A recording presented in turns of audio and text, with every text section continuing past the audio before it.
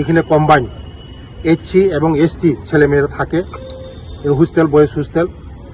আমি দেখেছি অনেক এই বজ্জং স্কুলের মধ্যে শুনি ঘটনাগুলি, তার জন্য হঠাৎ এসেছি। আমার ডিস্ট্রিক্ট ওয়েলফেয়ারকে বলেছি আজকে ভিজিট করার জন্য।